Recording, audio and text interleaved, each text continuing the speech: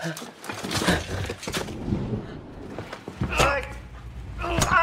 la personificación de la muerte para vos. Este muchacho no hace falta. ¿Sabes qué?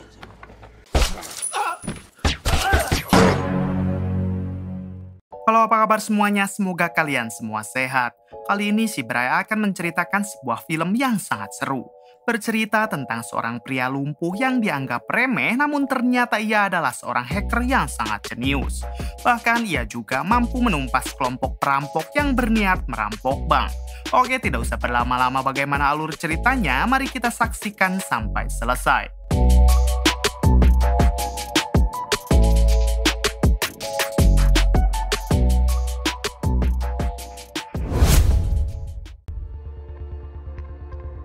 Di awal film, kita akan diperkenalkan dengan seorang pria lumpuh bernama Jokin. Diberitahu kalau Jokin ini merupakan ahli komputer dan juga seorang hacker. Sehari-hari, Jokin hanya tinggal bersama anjingnya yang ternyata anjingnya ini juga tidak bisa berjalan.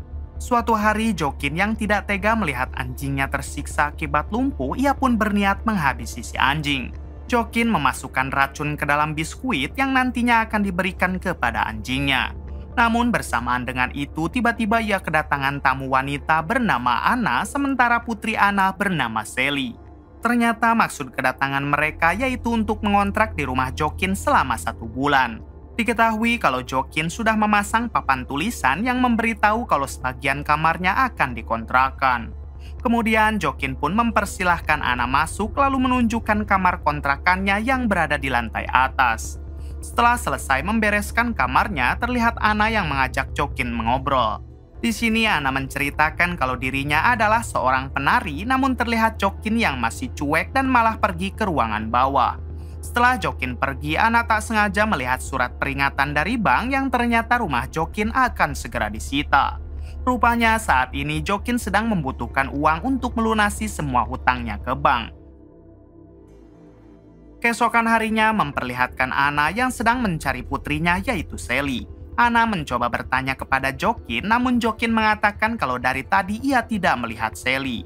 Kemudian Anna kembali mencari putrinya ke halaman rumah yang terlihat sudah lama tidak terawat. Di sini Anna tak sengaja malah menemukan perosotan anak kecil serta sebuah mobil bekas tabrakan. Rupanya mobil tersebut adalah mobil Jokin yang dulu dipakai tabrakan. Dan karena tabrakan itulah Jokin menjadi lumpuh sementara anak dan istrinya harus tewas dalam tragedi tersebut. Setelah itu Anna lanjut mencari Sally ke ruangan bawah tanah. Setelah lama mencari, akhirnya Anna menemukan Sally yang sedang bersembunyi di dalam lemari. Diberitahu kalau Sally ini ternyata memiliki kebiasaan bersembunyi dari umur 2 tahun. Ketika Anna membereskan lemari di kamarnya, tak sengaja ia melihat foto Jokin yang sedang bersama anak dan istrinya.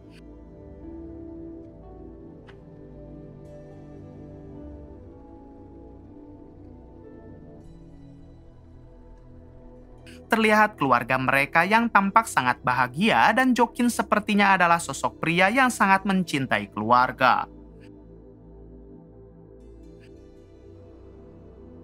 Malam harinya, Anna mengajak Jokin untuk mengobrol di luar sembari menikmati angin malam. Awalnya Jokin menolak, namun karena Anna terus memaksa, ia pun akhirnya mengiyahkan permintaan tersebut. Di sini Anna menceritakan tentang Sally yang memiliki kebiasaan-kebiasaan aneh dari semenjak ia kecil. Dari mulai suka bersembunyi sampai tidak mau bicara kepada siapapun. Jokin menjawab mungkin saja Sally mengalami kebisuan. Akan tetapi Anna tidak sependapat karena Anna yakin Sally tidak bisu melainkan hanya ingin berhenti bicara.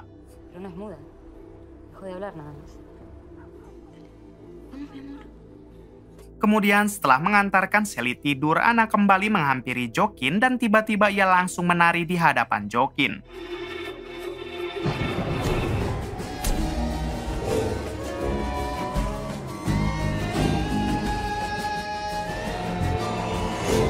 Jokin yang masih kuat imannya, ia pun tidak tergoda lalu memilih pergi.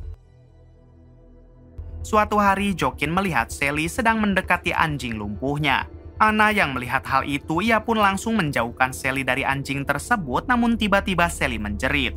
Bersamaan dengan itu, si anjing perlahan bisa berdiri dan membuat Jokin cukup terkejut.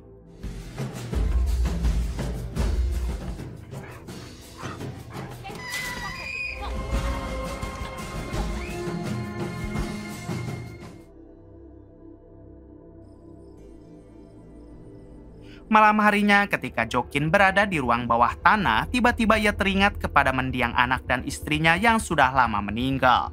Hingga Jokin pun tak bisa lagi menahan tangisannya. Tak lama setelah itu, secara tidak sengaja Jokin mendengar suara gaduh dari rumah tetangganya yang sudah lama kosong.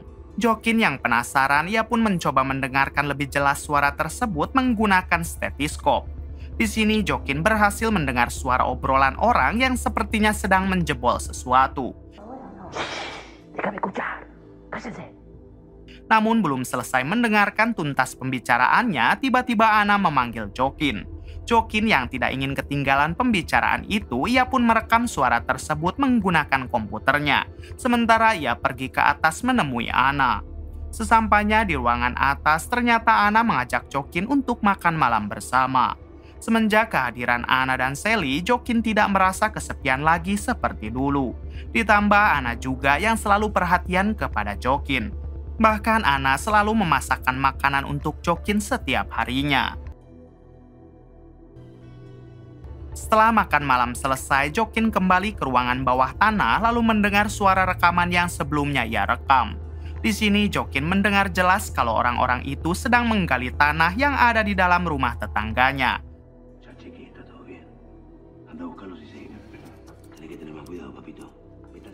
Mereka juga mengatakan kalau pada hari Sabtu tanggal 24 Desember mereka akan menjalankan sebuah aksi perampokan. Terlihat Jokin menulis semua hal-hal penting yang ia dengar lalu melubangi tembok. Kemudian Jokin memasang kamera kecil untuk melihat sedang apakah mereka sebenarnya.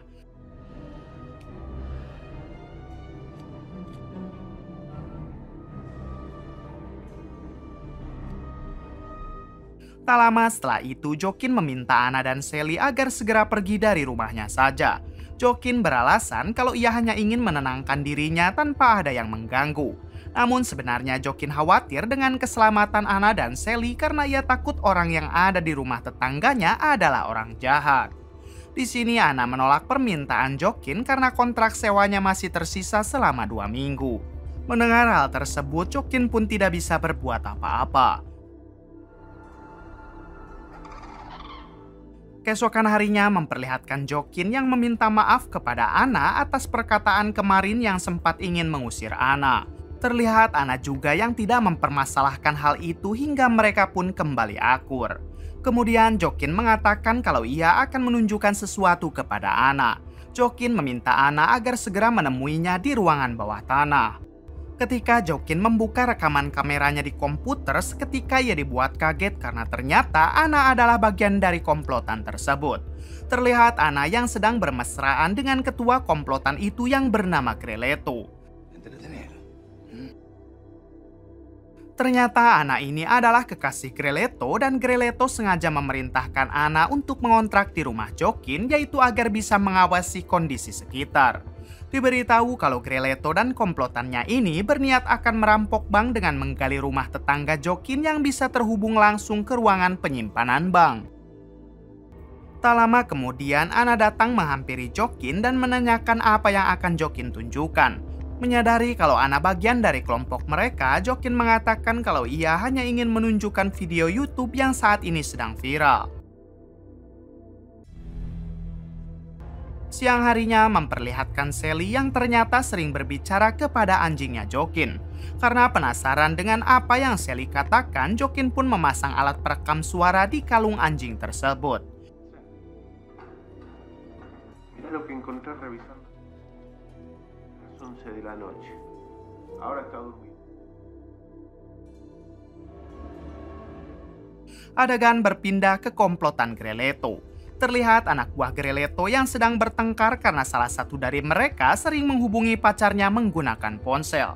Mengetahui hal tersebut, Greleto langsung marah karena ia takut jika lokasinya akan terlacak oleh ponsel anak buahnya itu. Apalagi si anak buah sudah memberikan titik lokasi mereka kepada si pacar. Merasa anak buahnya ini akan membahayakan mereka semua, Greleto pun langsung menghabisinya.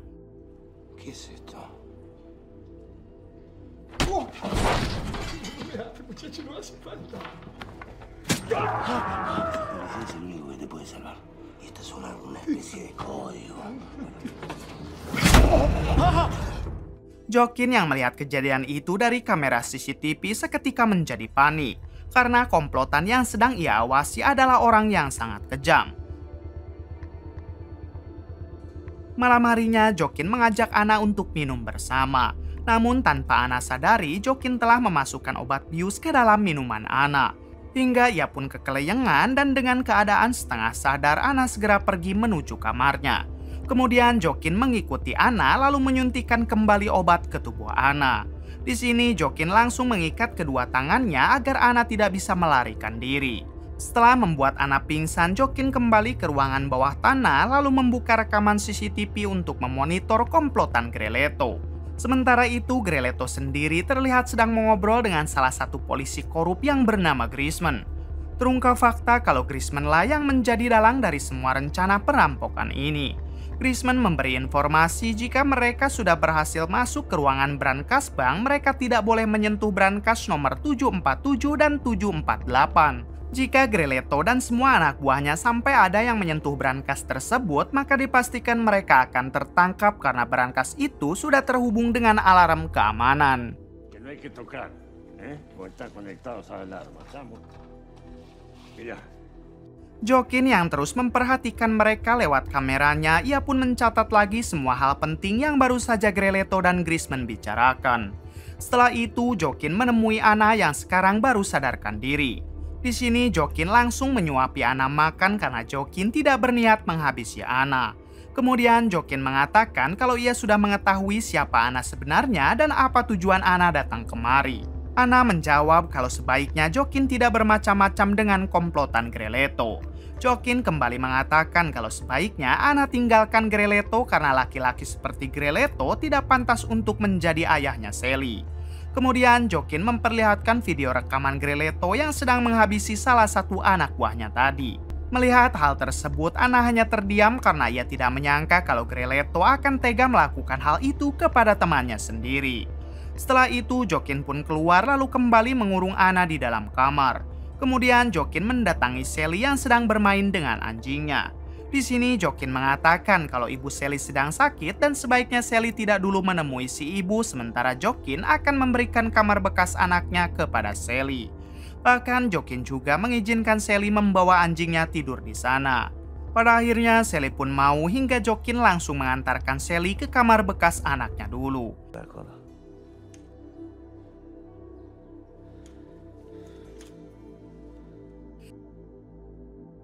Setelah itu, Jokin kembali ke ruangan bawah tanah untuk menulis sebuah peta. Ternyata saat ini Jokin juga berniat akan mencuri uang dari bank tersebut, yaitu dengan menggali terowongan di ruangan ini lalu disambungkan dengan terowongan yang sudah Greleto buat.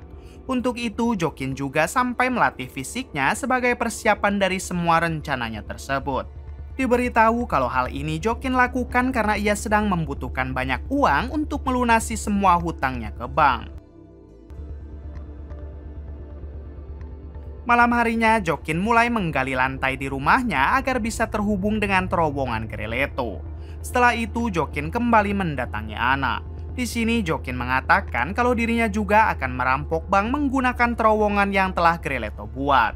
Mendengar hal itu, Ana menyarankan Jokin agar tidak melakukannya karena jika Greleto sampai mengetahui hal ini, Greleto pasti tidak akan segan menghabisi Jokin. Namun Jokin tidak peduli karena sekarang ia juga sedang membutuhkan banyak uang. Kemudian Jokin berjanji kalau rencananya berhasil, ia akan memberikan sebagian uang itu kepada Ana asalkan Ana mau merahasiakan semua ini kepada Greleto.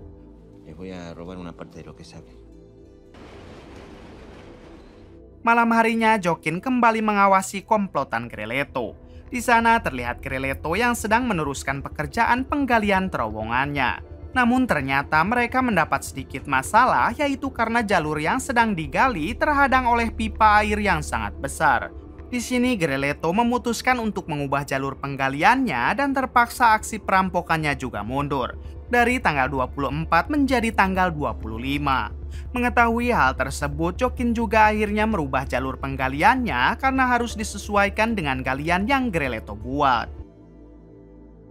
Malam harinya, Jokin nekat masuk ke galian yang sudah ia buat, karena ia ingin melihat pipa yang menghalangi jalur terowongannya secara langsung.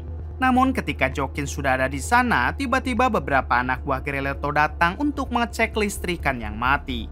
Dengan sekuat tenaga, Jokin merayap untuk bersembunyi dari para anak buah Greleto.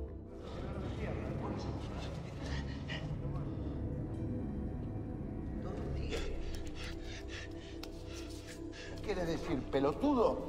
¿Que estoy celoso? ¿Para qué mierda me preguntas? Sí, es el mismo que trajo a muñeco, ¿no? Setelah para anak buah Greleto pergi, Jokin pun kembali ke rumahnya karena efek obat bius Anna sebentar lagi akan hilang. Sesampainya di sana, Jokin langsung menyuntikkan obat bius itu lagi kepada Anna. Sebenarnya Jokin tidak ingin melakukan hal ini, namun Jokin belum mempercayai Anna 100% kalau Anna berada di pihak Jokin. Kemudian Jokin kembali ke ruangannya untuk melihat rekaman kamera. Namun betapa terkejutnya Jokin ketika melihat Sally yang sedang bersembunyi di sana.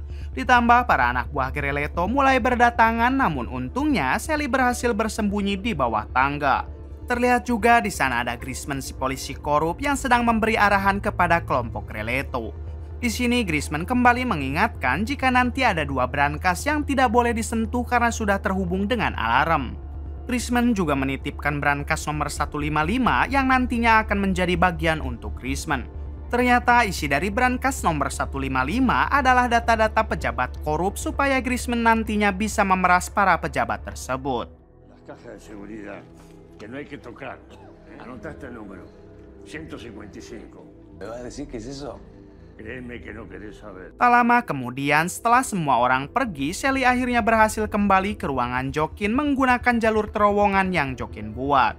Terlihat Jokin yang langsung memeluk erat Sally karena sekarang ia sudah menganggap Sally seperti anaknya sendiri. Di waktu yang sama memperlihatkan Anna yang sudah sadar karena mendengar suara telepon dari Greleto. Jokin yang menyadari hal itu langsung mendatangi Anna lalu memintanya untuk mengangkat panggilan tersebut dan mengatakan kalau semuanya baik-baik saja. Namun ternyata Anna malah memilih menolak sebagai isyarat untuk Greleto kalau di rumah ini sedang tidak baik-baik saja. Kemudian Jokin mengatakan kalau Greleto adalah orang jahat yang tidak pernah mencintai Anna sama sekali. Bahkan penyebab Sally menjadi tidak mau bicara adalah Greleto. Di sini Jokin memberikan rekaman yang ia simpan di kalung anjingnya dan memperdengarkan rekaman itu kepada Anna. Le puse un micrófono en el collar. Escucha, habla con Casimiro. Las nenas y los nenes juegan así siempre, pero no le tenemos que contar a mamá. El novio de mamá dice que haga estas cosas. Ternyata sejak usia 2 tahun, Sally sering diperkaos oleh Greleto dan Greleto mengancam Sally agar tidak membocorkan hal ini kepada siapapun. Sejak saat itulah Sally memilih untuk berhenti bicara karena takut dengan ancaman Greleto. Pada akhirnya Anna sadar kalau laki-laki yang selama ini ia cintai adalah orang jahat yang telah merusak masa depan Sally. Kemudian Anna meminta agar dilepaskan karena saat ini juga ia akan menghabisi Greleto. Namun Jokin mengatakan kalau itu adalah hal konyol dan sebaiknya Anna menuruti apa yang telah Jokin rencanakan. Pada akhirnya Anna pun luluh dan sekarang ia benar-benar berada di pihak Jokin. Singkat cerita, malam pun tiba dan kini adalah malam perampokan itu dimulai. Terlihat Jokin yang sedang bersiap membawa semua peralatan karena sekarang ia akan turun lebih awal sebelum Greleto dan anak buahnya memulai aksinya. Dengan merayap, Jokin turun ke bawah lalu memindahkan alat peledak ke dekat saluran pipa air. Kemudian Jokin meneruskan perjalanannya yaitu menuju ke ruangan brankas bank yang sekarang sudah sangat dekat. Sesampainya di sana, Jokin langsung membobol satu brankas yang dipenuhi dengan uang jutaan dolar.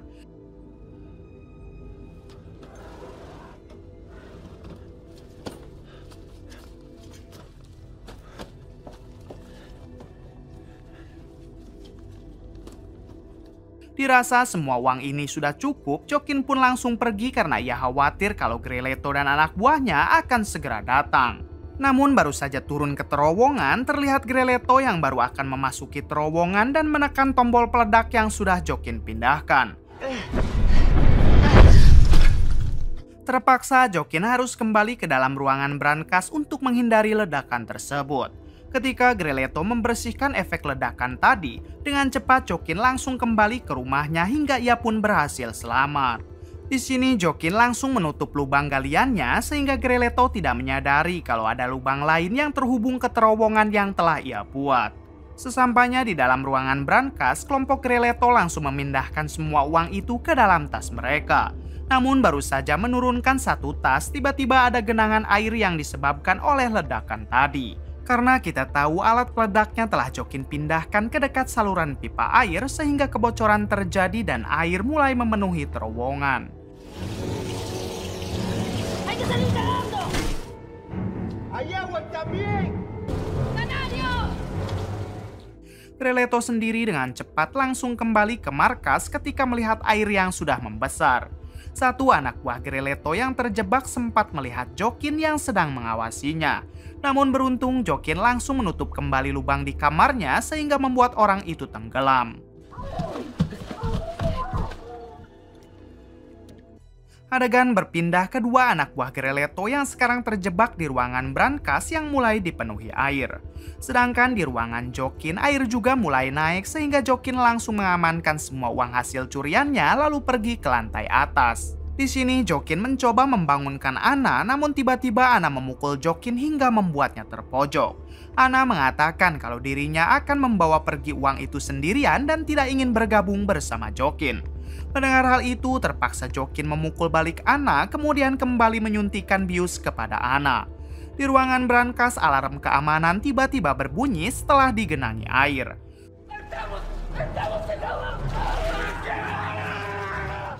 Tak lama, para polisi berdatangan dan langsung menangkap dua anak buah Greleto.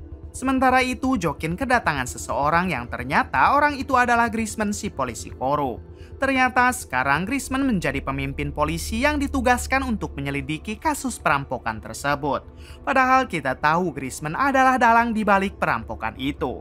Di sini Grisman berniat akan menggeledah rumah Jokin karena ia curiga dengan Jokin yang rumahnya berdempetan dengan rumah penggalian terowongan itu.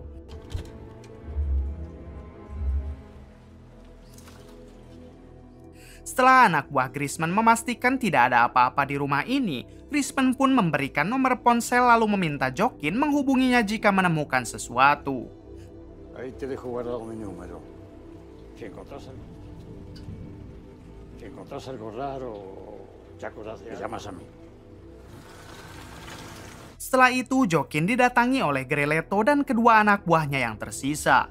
Di sini Greleto mengaku sebagai polisi lalu menanyakan apakah Jokin tinggal seorang diri. Jokin yang sudah tahu siapa Greleto, ia pun mencoba tenang dan menjawab kalau beberapa minggu yang lalu sempat ada wanita dan anaknya mengontrak di kamar atas. Namun sekarang mereka sudah pergi entah kemana. Greleto yang tidak percaya begitu saja, ia pun mengeceknya ke kamar atas hingga berhasil menemukan Ana yang sedang pingsan akibat dibius. Greleto langsung menodong Jokin dan menanyakan kenapa ia berbohong. Jokin menjawab kalau semua ini adalah permintaan Ana. Greleto yang tidak percaya, ia pun langsung menginterogasi Jokin dengan cara menyiksanya.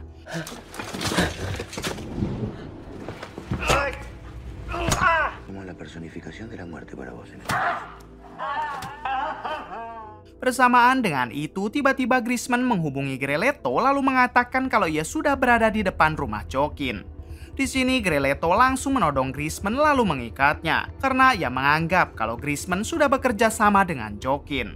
Setelah itu Greleto berniat menghabisi Jokin, namun Jokin mengatakan kalau semua ini adalah rencana tangan kanan Greleto yang bernama Levi. ¿De dónde mierda lo conoces a este vos? ¿Tú qué coño sé? 2 hari sekali Levi selalu datang ke rumah ini dan berniat mengkhianati Greleto dengan bekerja sama dengan Ana. Levi lah yang sudah membuat terowongan di ruangan Jokin dan ia juga sudah berhasil membawa sekantong uang dari brankas. Mendengar itu, sontak Levi bersumpah kalau ia tidak pernah melakukan hal tersebut karena faktanya memang Jokin hanya sedang memitnah Levi. Di sini Jokin kembali meyakinkan Greleto dengan memperlihatkan jam tangan Levi yang tertinggal di lemarinya. Ternyata semua adu domba ini Jokin lakukan agar membuat mereka saling menghabisi. Sementara jam tangan itu dibawa oleh Sally saat kemarin bersembunyi di markas mereka.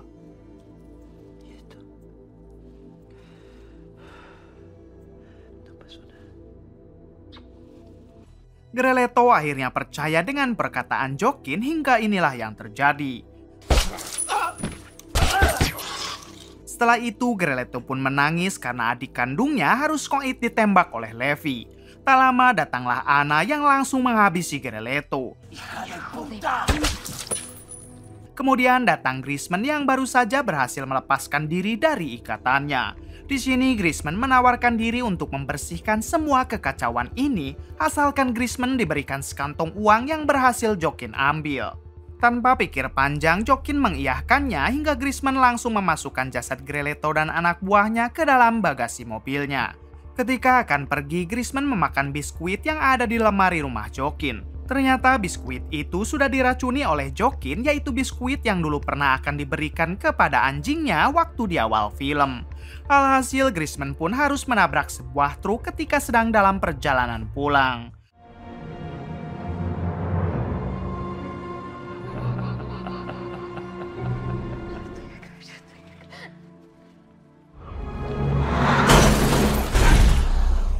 Grisman akhirnya tewas di tempat karena racun dari biskuit yang sudah mulai bereaksi.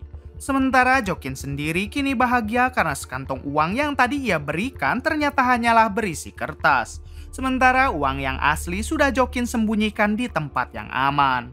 Di sini Jokin berencana akan berpindah tempat dengan memulai hidup baru bersama Anna dan Sally. Kemudian film pun tamat.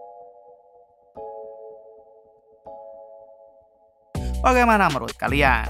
Oke, cukup sekian dari saya. Mohon maaf bila banyak kesalahan. Salam dari Bray Movie.